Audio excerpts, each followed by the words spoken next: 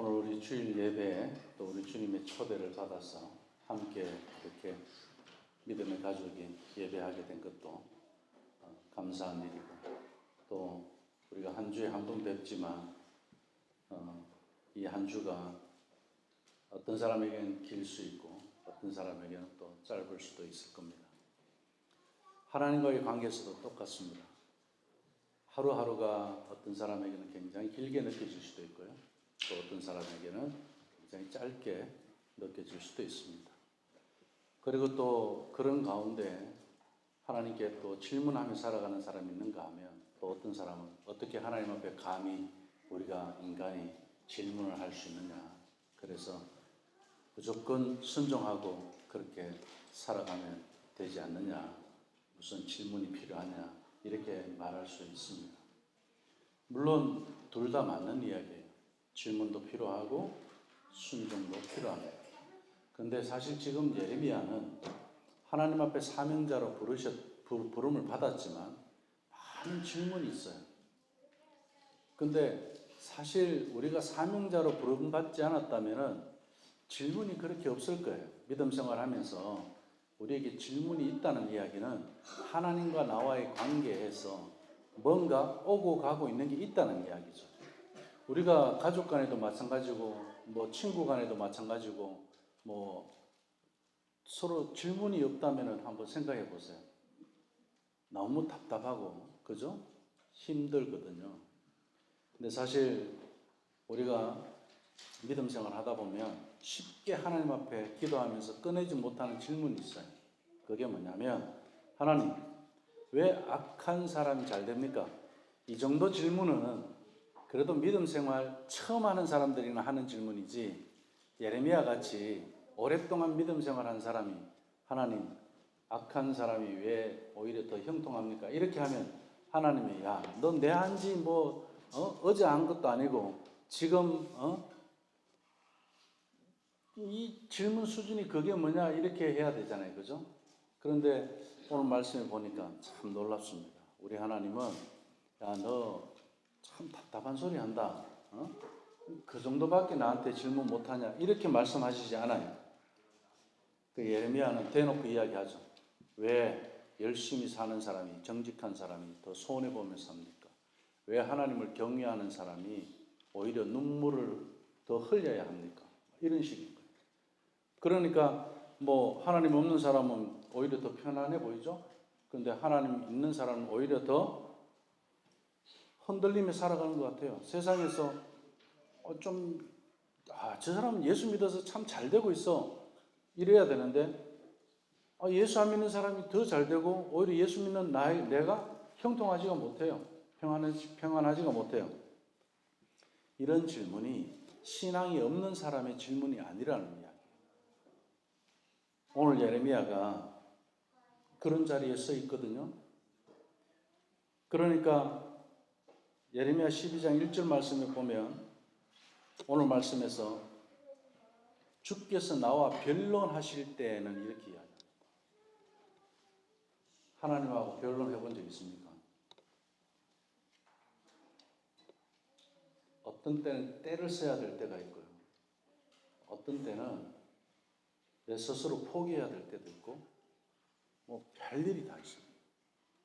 하나님, 지금 이 상황에 길 가다가도 말할 때가 있고, 운전하다가도 말할 때가 있고, 우리가 경청의 방에서도 또 하나님 앞에 진지하게, 또 뭔가 내가 컴퓨터를 켜기 전에 또 하나님 앞에 주여 하는 게 있단 말이에요.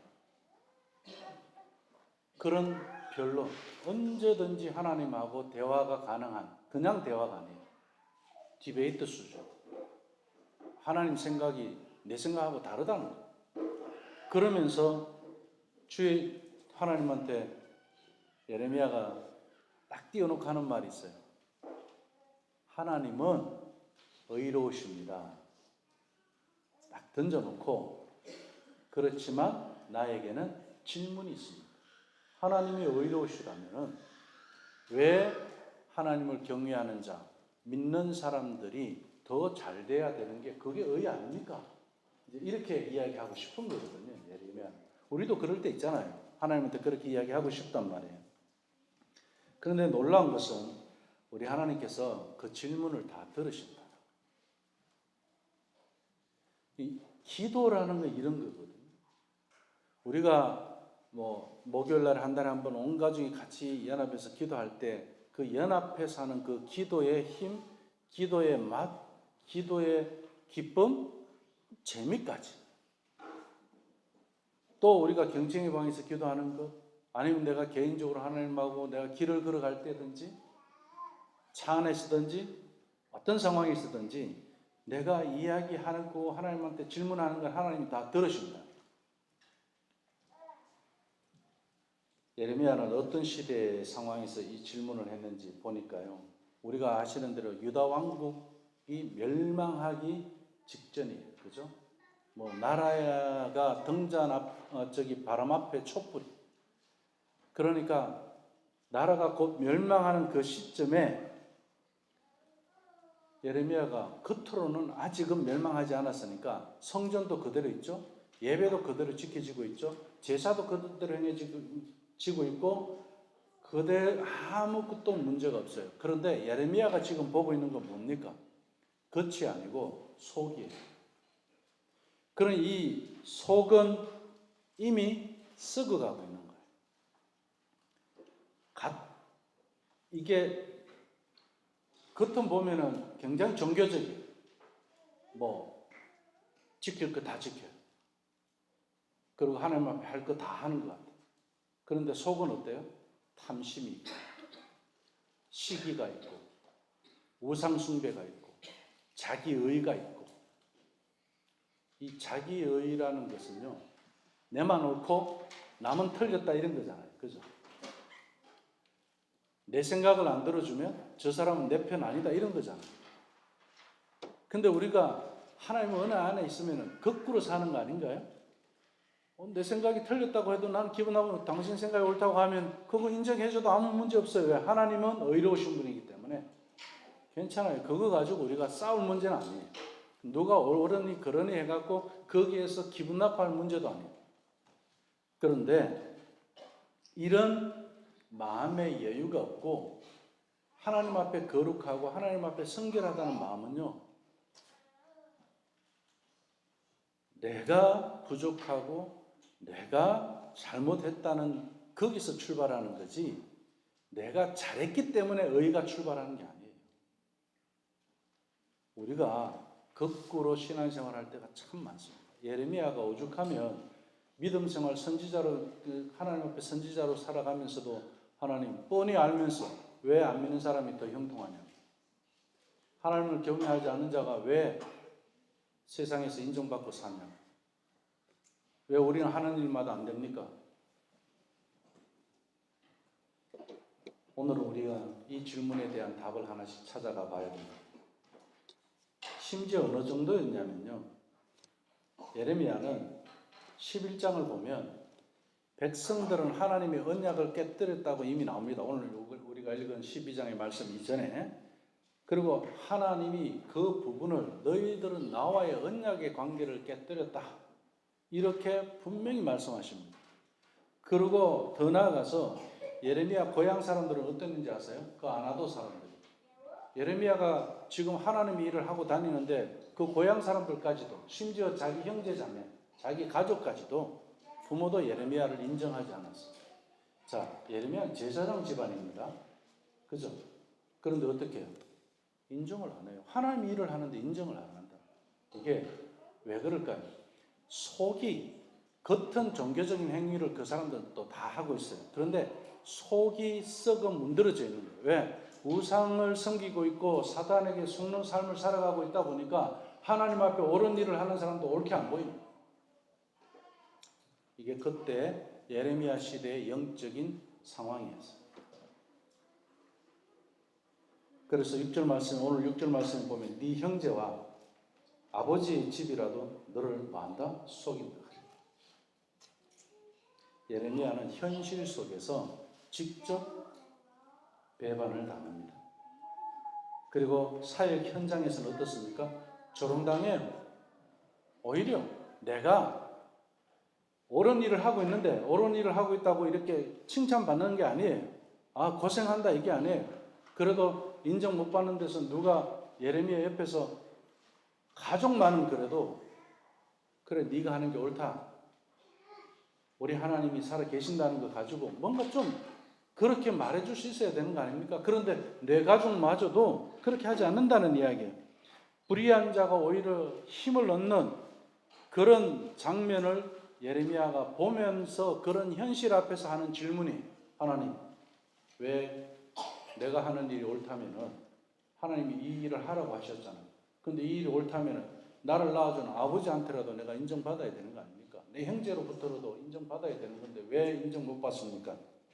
그 질문하는 거예요.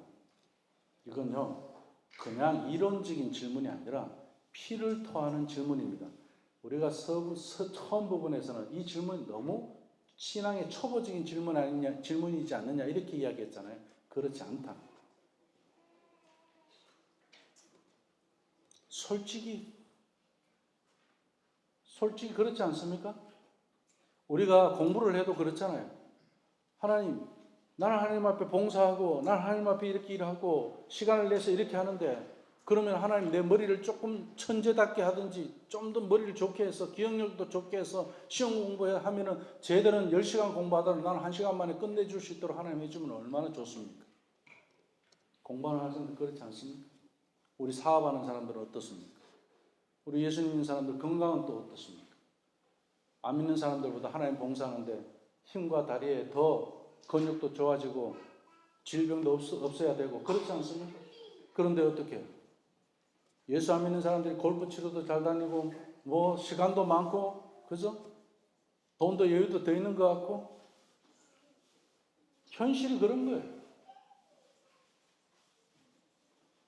그런데 이 정직한 현실적인 질문을 하나님은 어떻게 하고 계셔?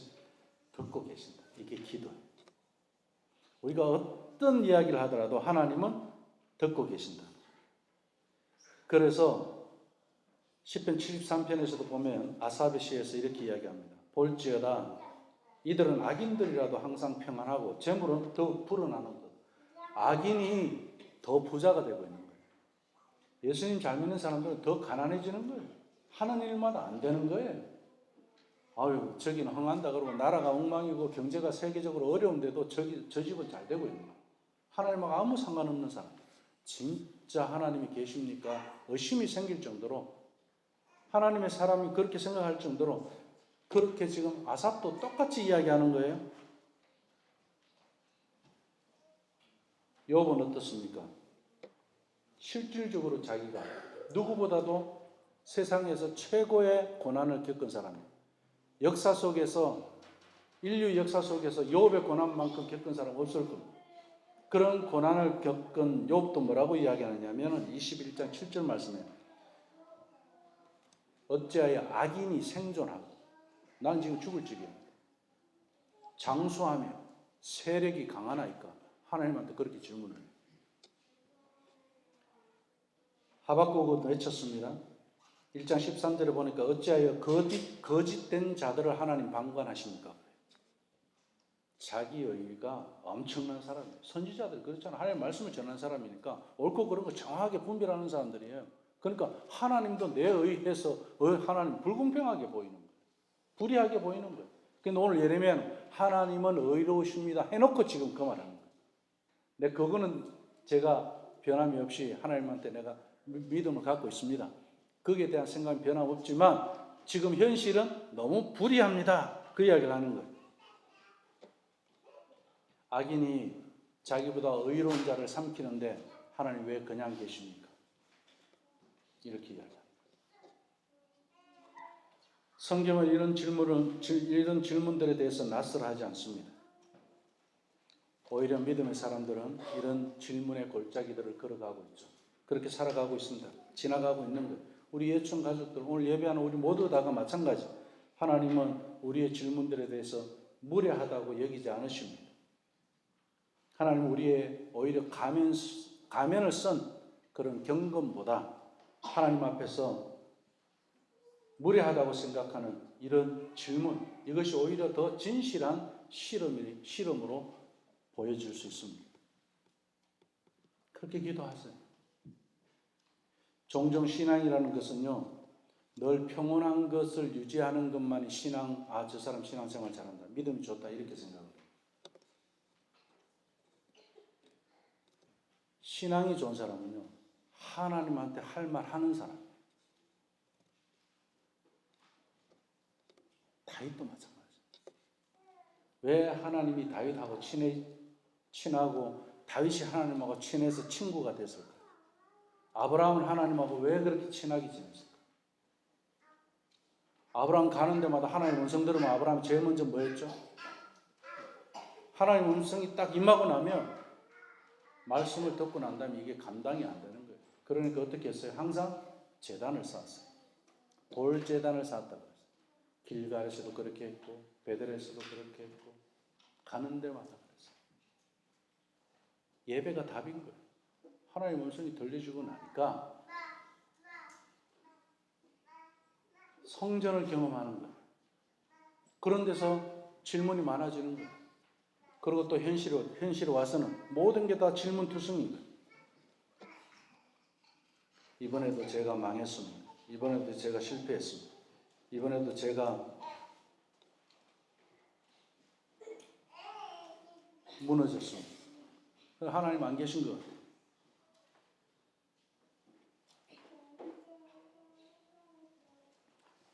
질문을 가지고 하나님 앞에 나오는 사람이 그 사람 진짜 경건한 사람. 어떤 질문입니까? 제가 가끔 그런 이야기 하죠. 다윗이 왜 악한 자의 기사대기를, 원수의 기사대기를 때려달라고 그러겠어요? 따귀를 때려달라. 성경은 좋게 표현했죠. 기사대기 때려달라는 이야기 아닙니까? 왜 하나님 앞에, 어떻게 우리가 하나님 앞에 감히 그런 말을 할 수 있느냐 그러잖아요. 근데 하나님은 그 기도에 우리 하나님, 야, 네가 어떻게 나와의 관계에서 그런 흉악한 단어를 사용하느냐, 뭐 이렇게 말씀하시는 성경이 없어요. 오히려 그 진실한 다윗의 마음을 보고 하나님이 더 좋아하셔요. 우리가요, 왜 자유합니까? 왜 평안하죠? 숨길 게 없기 때문에. 심지어 하나님 앞에서도 그렇기 때문에 그래요. 그래서 다 이야기하는 거예요. 하나님, 나 오늘 또 이런 못된 짓 하나 했네요. 하나님 아시잖아요.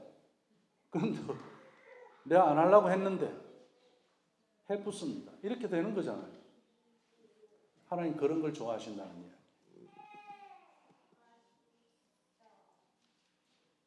하나님 저 집은 잘 되고 우리 집은 안 되네요. 사실 나 기분 나쁩니다. 저 집보다 우리 집 좀 잘 되게 해주세요. 변론이란 그런 거예요. 거룩한 척 할 필요 없고요. 경건한 척 할 필요 없고요. 그냥 진실한 것이 답이에요. 그래서 지금 예레미야는 하나님께 따지고 있지만 하나님을 떠나지는 않았어요. 이게 중요합니다. 그리고 그는 하나님 앞에 흔들렸지만 하나님 앞에서 흔들렸어요. 그러니 오늘 우리도 마찬가지. 가정에서 이해되지 않는 일이 있어요. 교회 안에서도 납득이 되지 않는 일이 있어요. 그때 하나님은 말씀하십니다. 숨기지 말고. 내게 가져와. 연기하지 말고 내 앞에서 뭐예요? 울어라. 울고 싶으면 울어. 화내고 싶으면 화내. 네가 하는 질문 내가 다 듣겠다. 하나님하고 우리 관계는 이런 관계인 줄로 믿습니다. 이 정도는 돼야지. 그렇잖아요. 하나님 우리를 부르셨다는 것은 그런 거예요. 사명이라는 건 다른 데서 나오는 거예요. 내가 하나님 일 잘했기 때문에 잘하는 거는요. 하나님하고 관계가 좀 잘하게 돼 있어요. 우리는 부모님하고 자녀하고 관계를 보면 알아요. 부모님하고 자녀들의 관계가 좋으면은 자녀들이 못해도 부모 말 듣게 돼 있어요. 그렇지 않나요? 근데 부모님이 관계를 생각을 안 하고 야 이놈아 똑바로 살아야 되는데 야 이놈아 이렇게 살면 안 된대. 이 세상에 그래 만만하지 않대. 뭐 어쩌고 저쩌고 아무리 이야기한들 애 귀에 들어가겠습니까? 왜?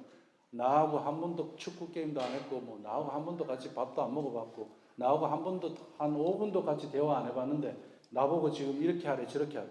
오히려 교회 가면 선생님은 나하고 10분 내 이야기 10분도 들어주고 20분도 들어주는데 내 엄마 아빠는 10분도 안 들어주고 20분도 안 들어주는데 누가 엄마지 누가 아빠지 헷갈릴 정도로 이렇게 되면 안 되거든요. 하나님하고 대화하는 시간이 많아요. 우리가 그 하나님의 자녀라는 이야기는 아버지하고 대화 시간이 많다는 이야기. 어제 우리 장로님이 십자가 달고 뭐라고 말씀하시냐면 그러시더라고요. 이렇게 하고도 목요일 날 기도회를 안 나올 수가 있느냐는데 나는 그 말이 앞뒤가 어떻게 막 이게 장로님 그 중간에 무슨 문장이 있을 것 같은데 빠지고 말씀하신 것 같아. 네. 아, 이 십자가 이게 몇 달 만에 완성된 건지 아세요? 작년 10월 달에 코아 야산에서 이 은행나무 쓰러진 거를 배 갖고 왔는데 하나님 은혜를 주신 게요.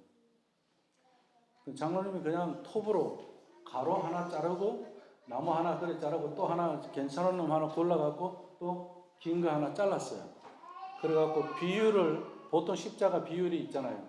그걸 이제 보내셨는데 저렇게 잘란 거 보니까 더 이상 자를 게 없어요. 희한하게 딱 맞아. 그 비율하고.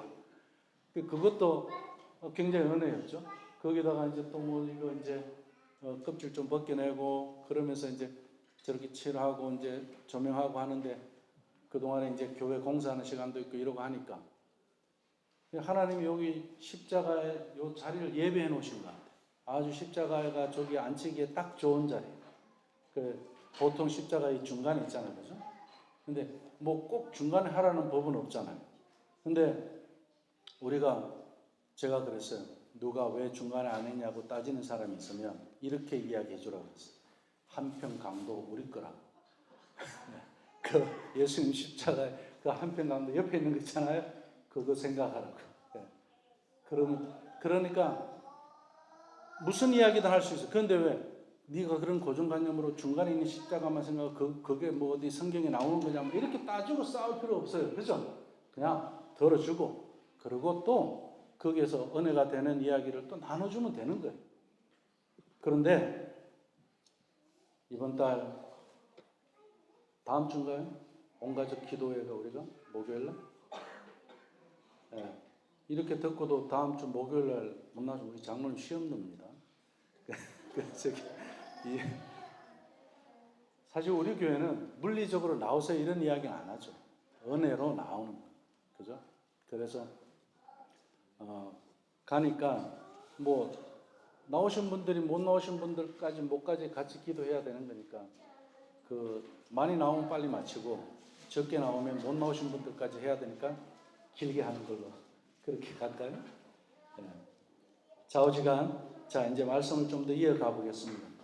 우리가 하나님이 우리에게 질문을 들으실 때 하나님은 뭐냐면 말도 안 되는 소리를 하셔도 하나님은 어떤 분이세요? 인내하시는 분이에요. 그래서 들어주셔요. 우리의 마음을 듣고 싶어 하셔 하나님은. 그래서 왜 악인이 잘 되는가 했을 때도 하나님은 설명으로 답을 해주시면 얼마나 좋겠어요. 그런데 오늘 5절 말씀에 보니까 설명으로 답하지 않아요. 네가 보행자와 함께 달려가도 피곤하며 여태까지는 좀 이해해 주시는 거예요. 내가 보행자와 함께 달려가니까 지금 진짜 예레미야 피곤해 보여요. 지금 그런데 피곤하면 어찌 너니 말과 함께 경주하겠느냐. 아니 앞에서는 이해하는 것 같은 뒤에서는 말하고 달리기를 하래요. 내가 사람하고 지금 걸어가는 데서 보행하는 거는 달리기를 하든 걸어가든 할만해요. 그런데 뭐 하고 한다고요? 말하고 경주를 하래. 이게 말이 됩니까? 예레미야는 지금 이 보행자하고 같이 가는 것도 힘들어 죽겠는데 보통 오늘날 교회가 어느 정도로 약해져 있느냐면요. 위로, 상처, 시험 이런 이야기들을 해서 너무 약해져 있어요. 하나님이 예레미야를 보니까 약한 소리 하긴 하죠. 그러면 그래 네 입장 이해해. 그러면서 예레미야를 좀 더 이렇게 좀 공감해 주면서 가면 얼마나 좋습니까? 조금 더 설명이 있으면 그래도 내가 하나님 앞에 인정받으니까 좋아. 힘이 납니다 하나님. 이렇게 변론이 돼야 되잖아요. 그런데 하나님 그렇게 하는 보행자하고 가는 거 네가 걸어가는 것도 그 힘이 들면 앞으로 네가 말하고 달리기 할 건데 그건 네 어떻게 할래? 이렇게 말씀해 버린단 말이에요. 그러니까 죽은 놈 또 죽이는 거 아닙니까 이거? 괜히 말했다 싶지 않겠어요? 그죠? 그 왜 하나님이 이렇게 말씀하시냐는 거예요. 예레미야는 힘들었다고 말하는데 하나님은 더 큰 경주를 이야기하시는 거예요. 이게 부르신 자의 진심이에요. 우리 아버지가, 우리 목사님이, 우리 선생님이 다 공감해주면 좋은 것 같잖아요. 그래서 요즘 뭐 힐링, 치유 이래서 다 이해해주면 좋은 것 같잖아요. 그걸로만 끝날 문제가 아니에요. 우리는 죽어도 엎어져도 경주해야 될 일이 있기 때문에 거기서 할 수 있는 거 하자 이거예요. 이 이야기 하는 거거든요. 그럼 번아웃이 왔는데 좀 기다려주면 안 되느냐 이거 아니에요? 저는 이 말씀 보면서 내가 회개해야 되나? 하나님한테 그래 물었어요. 왜냐? 저는 번아웃 오는 분들을 이렇게 채찍질 하긴 싫거든. 그러면서까지 하나님이 해야 된대. 그럼 조금 생각대로 하세요. 난 주로 그런 식으로 많이 가잖아요. 그래서 이 말씀 앞에서는 제가 많이 주저하고 하나님 이거 어떻게 정리가 돼야 됩니까? 제가 회개를 했어요. 왜? 우리 마지막 종점이 따로 있기 때문에 지금 이 현실의 문제 맞아요. 현실은 현실인데 그러나 현실에 맞춰서 살아가는 건 아니잖아요. 그죠? 지금 하나님은 그 이야기 하시는 그러면서 오히려 예레미야는 상처를 토로했는데 하나님은 네가 지금 상처받는 이것도 훈련이야 그 말씀. 네가 감당해야 되는 거다 그 말씀. 이것이 하나님이 우리를 돌보시는 방법이에요. 하나님이 예레미야를 무시하는 것이 아닙니다. 예레미야를 더 크게 보시는 거예요. 예레미야의 현재 감정만 보시는 게 아니에요. 그의 미래의 사명을 보는 거예요. 하나님 불렀으니까. 하나님 부르셨으니 하나님이 예레미야의 사명을 보고 계시기 때문에 이런 거예요. 쉽게 말하면 예레미야야, 네가 지금 힘든 거 내가 알아. 하지만 네 부르심이 여기서 끝나는 게 아니야. 지금 싸움은 더 큰 경주를 위해서 네가 지금 이거 겪어내야 된다. 자, 우리가 지난 시간들 속에서 한번 우리 삶을 한번 돌아봅시다. 우리 인생들. 그러면은 그 경주를 보고 오신 분들은 여기서 그래도 하나님과 함께 온 것에 대한 감사와 감격과 현실의 문제가 아니고 하나님과 함께 했던 것들로 인한 감정들과 이야기들이 엄청나게 많을 겁니다. 하루 종일 쏟아내도 쉬지 않는 것들이 아마 그런 이야기들이 있을 겁니다. 그런데 이것이 하나님의 돌보심의 이야기가 되더라는 거예요. 지난 시간에 내가 그렇게 어려울 때 나는 하나님 없는 줄 알았어요. 그런데 그때 하나님하고 이야기했을 때 그것 이제 와서 생각하니 하나님 이래서 그때 그렇게 하셨군요. 이런 거 많았지 않습니까? 이게 우리 하나님 돌보시는 거예요. 당장 이 눈앞의 문제만 해결해 주시는 그런 분이 아니시라는 거예요. 왜? 사명자로 불렀기 때문에 눈앞의 문제가 아니고 미래의 문제예요. 그래서 하나님의 돌보심은 늘 편안함으로 우리를 인도하시는 게 아니라 성숙함으로 가게 한다는 이야기입니다. 그래서 히브리서 12장에도 같은 말씀이 있습니다. 주께서 그 사랑하시는 자를 편안하게 하신다? 아니에요. 징계하신다. 훈련하신다. 디스플린. 우리 제자 훈련처럼 훈련하시는 거예요. 여기서 징계는 그런 뜻이에요. 그가 받아들이시는 이들마다 어떻게 채찍질하고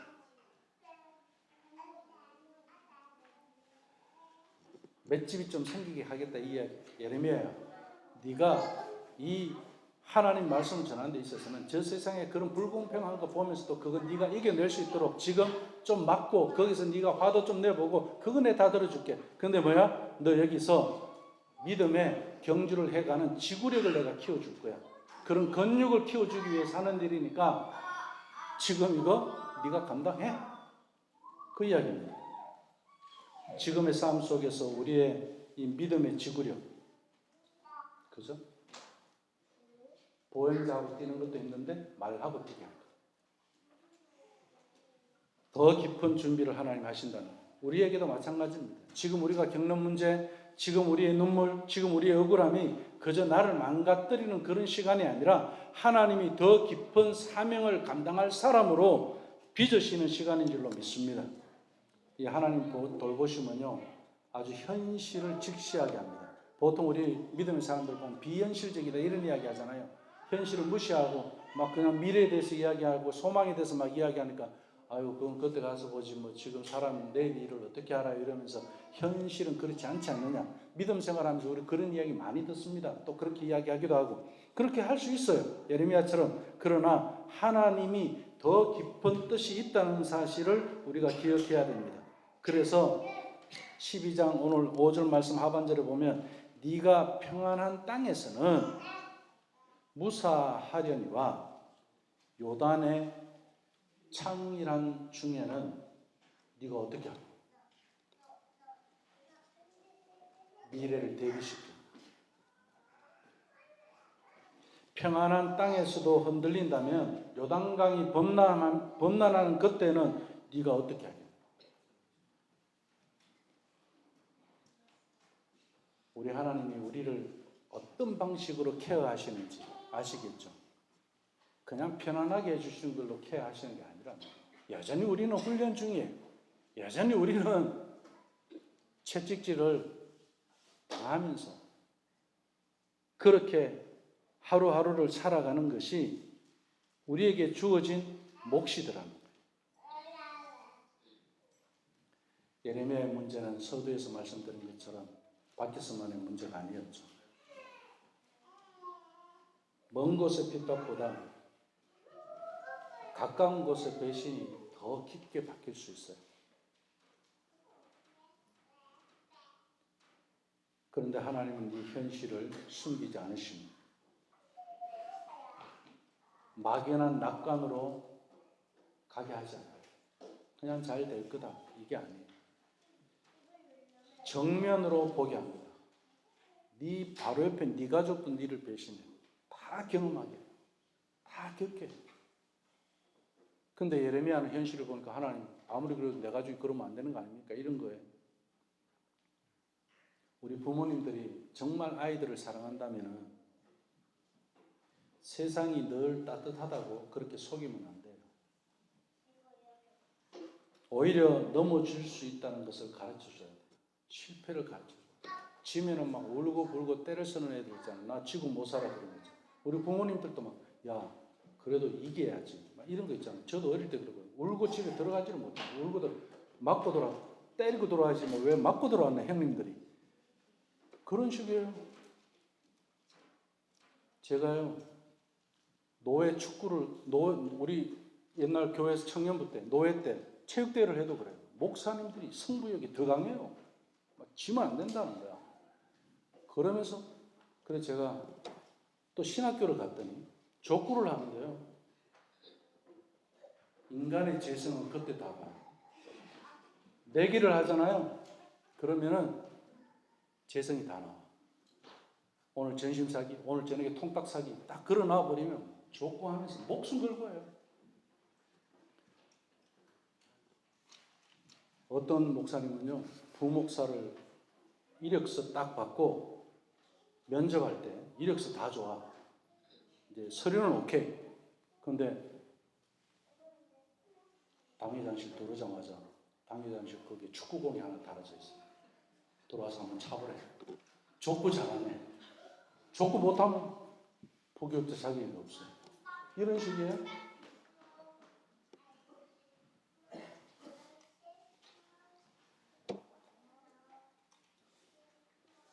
이게요. 우리가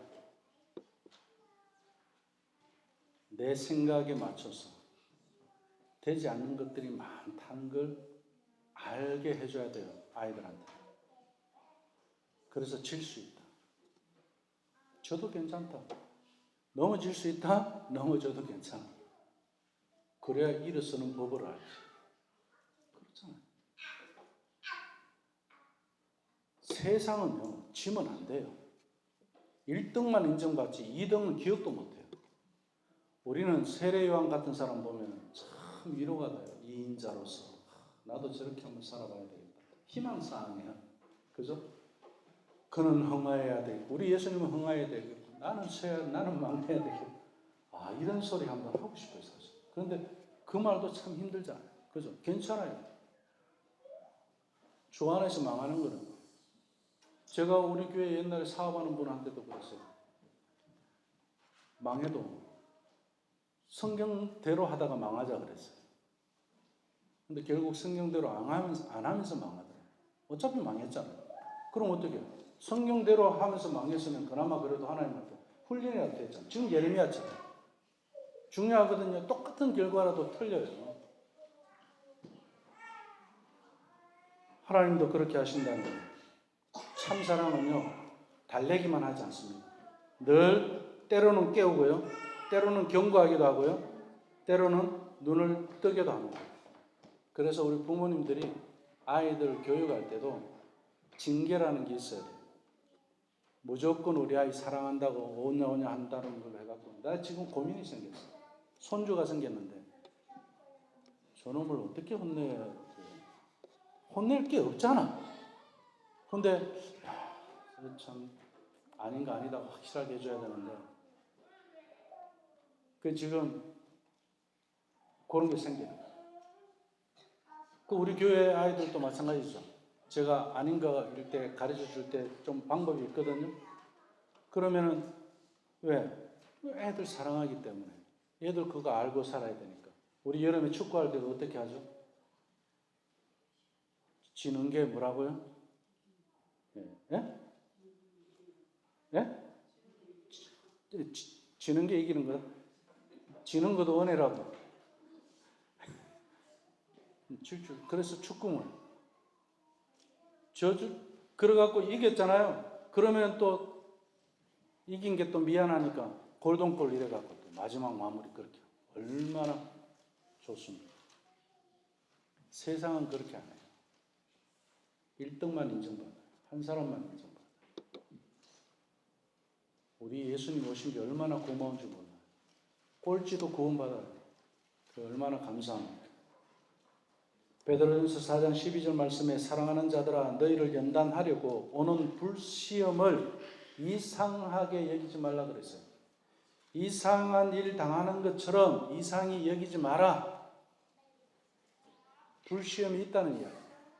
우리 아이들에게도 자라면서 불시험, 이번에 우리 그 봄방학 때 이건 불시험이 아니겠지만 어쨌든 말씀 암송 캠프 하는데 좀 세게 갈 거예요.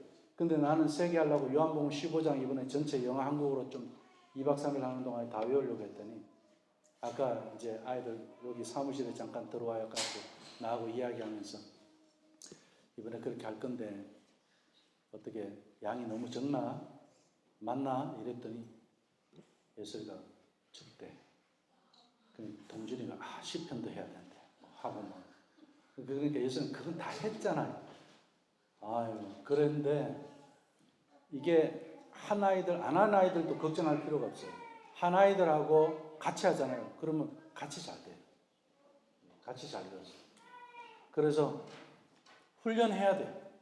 이게 징계. 훈련이 필요해요. 한계를 넘어봐야 돼요. 예, 내가 경험하지 못한 걸 해봐야 돼요.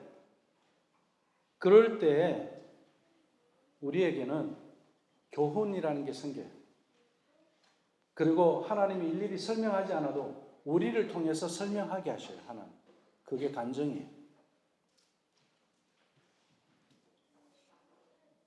오늘 본문은 결국 우리 예수 그리스도 안에서 가장 깊이 이해가 됩니다.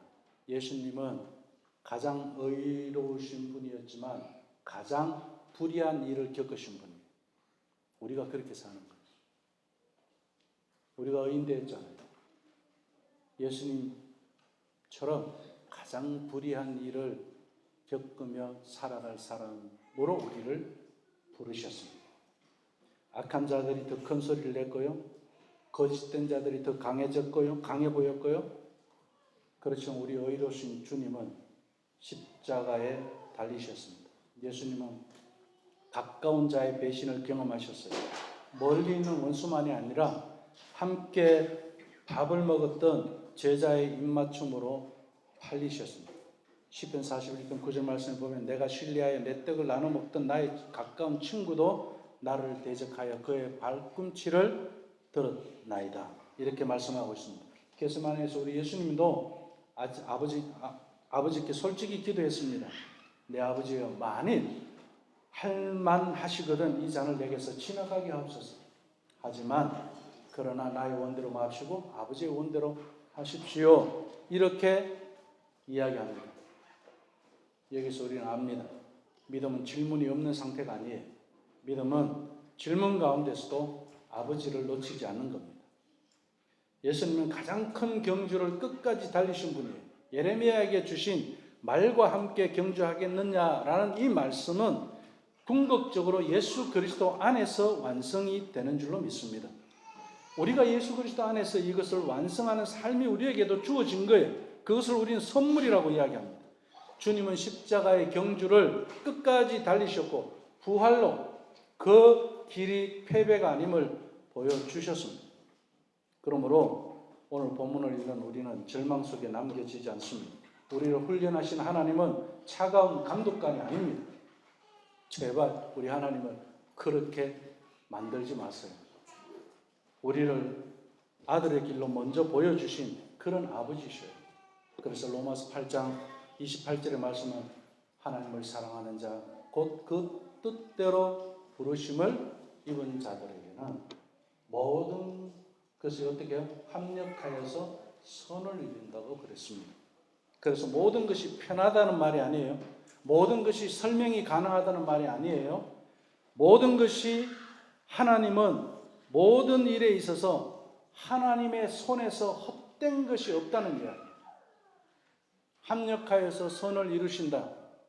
내가 아프든 내가 넘어졌든 내가 실패했든 하나님 앞에 수많은 질문이 있을 정도로 누구로부터도 인정받지 못하는 일이 있다 할지라도 어떻게 해요? 이것은 합력하여 하나님께서 선을 이루게 하실 줄로 믿습니다. 말씀을 냈습니다. 이제 우리는 현실로 이것을 우리 현실에 한번 붙여봐야 질문을 숨기지 마시고 하나님께 가져가십시오. 하나님 앞에서까지 괜찮은 척할 필요는 없습니다. 기도는 믿음 좋은 척하는 그런 시간이 아니라 하나님 앞에 진짜 크리스찬이 되는 시간입니다. 시편 기자들처럼 예레미야처럼 하박국처럼 욥처럼 그리고 겟세마네 우리 예수님처럼 하나님께 솔직하게 말하십시오. 그리고 둘째로는 지금의 피곤을 훈련의 시간으로 읽으십시오. 지금 당하는 일이 끝이 아닐 수 있습니다. 하나님은 지금의 어려움을 통해서 더 큰 사명을 감당할 사람으로 우리를 준비시키는 줄로 믿습니다. 눈물은 낭비되지 않습니다. 억울함도 헛되지 않습니다. 상처도 그냥 버려지지 않습니다. 하나님의 손에 들리면 이 모든 것들이 훈련의 재료들이 되는 줄로 믿습니다. 그리고 세 번째로 현실을 외면하지 말고 하나님과 함께 직면하십시오. 이사야서 43장 2절 말씀을 보면 내가 물 가운데 지날 때에 내가 너와 함께 할 것이다. 하나님이 네가 이 물을 지나가는데 이 물을 다 내가 치워줄게 이렇게 말씀하시지 않았어요. 그 물을 지날 때 내가 너와 함께 하겠다. 이것은 언약의 하나님. 하나님 우리의 질문을 들으시고 더 큰 경주를 준비시키십니다. 사랑하는 우리 예수교회 식구들, 우리 가족들은 오늘 예레미야 12장은 참 묘한 본문입니다. 하나님의 위로처럼 들리지만 하나님이 질문을 들어주시기 때문에 그런데 그것은 곧 훈련으로 깊어집니다. 하나님 예레미야를 그냥 달래지 않으시고 더 큰 경주를 준비시키십니다. 그래서 오늘 우리는 이렇게 결론을 내릴 수 있습니다. 하나님은 우리의 약함을 인내하시는 분이시고 그 약함을 훈련의 기회로 바꾸어서 더 큰 믿음으로 돌보시는 분이시고 악인이 형통해 보이는 시대에도 가까운 사람의 배신으로 인해서 아픈 날에도 설명되지 않는 현실이 아주 답답한 그런 순간에도 하나님은 말씀하십니다. 네가 하는 네 그 질문을 내가 안다. 내가 내 눈물을 다 안다. 내가 너를 더 깊은 믿음으로 준비시키고 있다. 그러므로 우리 오늘 예배하는 우리 모든 식구들은 질문이 있다고 해서 믿음이 없는 그런 사람이 아닙니다. 불평하는 사람이 아니에요. 불순종하는 사람, 그런 사람들이 아니에요. 우리가 그렇게 이야기를 하게 되면 답답한 것처럼 교회에서 신앙생활 오래 했으면서 아직까지도 그런 질문밖에 하지 못하느냐 그렇게 말할 수 있지만 피곤할 때는 피곤하다고 하십시오. 아플 때는 아프다고 하십시오. 그리고 힘들 때는 힘들다고 이야기하십시오. 그리고 지금 흔들린다고 이야기하십시오. 단 이것이 하나님을 떠난 것이 아니다라는 사실을 기억하십시오. 오히려 그 자리에서 하나님은 우리를 더 단단하게 하실 것이고 더 깊게 하실 것이고 더 멀리 달릴 사람으로 우리를 빚어가실 줄로 믿습니다. 오늘도 그 하나님을 신뢰하십시오. 우리의 질문을 들으시는 하나님, 우리의 걸음을 훈련하시는 하나님, 우리의 경주를 끝까지 책임져 주시는 그 하나님을 신뢰하시기를 주님의 이름으로 축원합니다. 기도하겠습니다. 하나님 아버지 감사합니다. 오늘 우리 예레미야처럼 저희에게도 왜입니까? 라고 묻는 순간이 참 많습니다. 악인이 형통해 보이고 정직한 자가 손해보는 현실 앞에서 마음이 흔들릴 때가 있습니다. 심지어 가까운 자리에서 오는 상처 때문에 더 깊이 무너질 때도 있습니다. 그러나 하나님은 우리의 질문을 외면하지 않으시고 인내로 들어주셔서 너무너무 감사합니다. 지금의 피곤 속에서도 지금의 아픔과 지금의 눈물과 지금의 고통과 지금의 상처와 지금의 질병과 이 모든 것 속에서도 하나님은 합력하여서 선을 이루어 가시고 우리를 버리지 않으셨음을 알게 하시고 현재의 싸움 속에서도 미래의 경주를 준비시키는 그 하나님의 손길을 보게 하여 주시옵소서. 오늘 우리도 붙들어 주시는 예수 그리스도의 이름으로 기도하옵나이다. 아멘.